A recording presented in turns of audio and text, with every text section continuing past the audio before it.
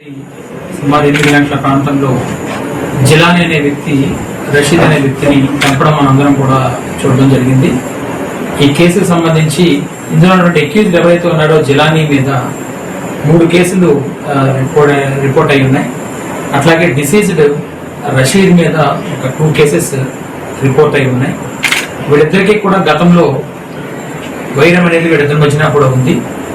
సుమారుగా 2022 ముందు ఈ పిఎస్ ఖాన్ అనే వద్ద వీళ్ళిద్దరూ కూడా కలిసి ఆయనతో పాటు ఉండడం జరిగింది. 2022 తరువాత వీళ్ళిద్దరి మధ్యన వైరుధ్యం పెరిగి వేరువేరుగా వెళ్ళిపోవడం అనేటువంటిది జరిగింది. ఈ వెళ్ళిపోవడం జరిగిన క్రమంలో ఒకళ్ళ మీద ఒకడు గ్రడ్జ్ పెంచుకోవడం జరిగింది. నిన్న వైన్ షాప్ దగ్గరికి వెళ్లి అక్యూజ్డ్ తనతో పాటు తెచ్చినటువంటి కత్తితో అతని మీద దాడి చేయడం జరిగింది. అయితే దీనికి సంబంధించి ఇతర వ్యక్తులు ఇంకొక 6 కూడా అక్యూజ్డ్ తో పాటు ఇంకొక 6 కూడా ఉన్నారని చెప్పి రిపోర్ట్ ఇవ్వడం జరిగింది.